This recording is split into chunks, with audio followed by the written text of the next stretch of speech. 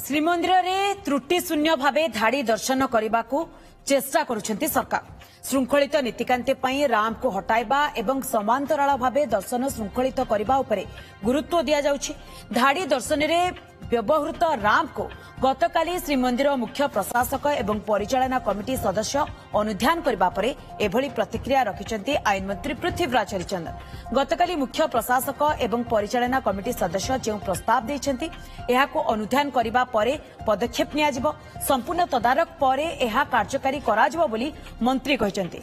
गतकाली श्रीमंदिर धाड़ी दर्शन पई भुवनेश्वर रे तयारी होइतिबा काठ राम्प को बुली देखिले श्रीमंदिर मुख्य प्रशासक एवं मंदिर परिचालना कमिटी सदस्य।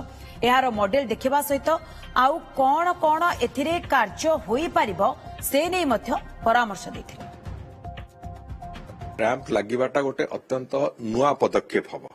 तेणुकर से दृष्टि श्रीमंदिर प्रशासन देउलकरण एवं जो मैनेजिंग कमिटी सदस्य माने समस्ते आसिकी ताकू विभिन्न प्रकार विभिन्न एंगल रु ताकू तदारक करी जाइचंती।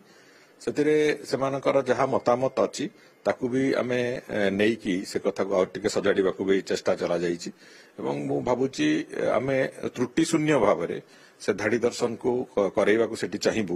तेणुकर से जो नीतिकांति दृष्टिकोण ताकू हटेबारे सुगमता केमती हबो एवं लोकंकर दर्शन करिबारे सुविधा केमती हबो, लोकंकर धाड़ी ठीक ढंग रे केमती चलिबो, ये विभिन्न दिग को तर्जमा कराई कथा करा होची।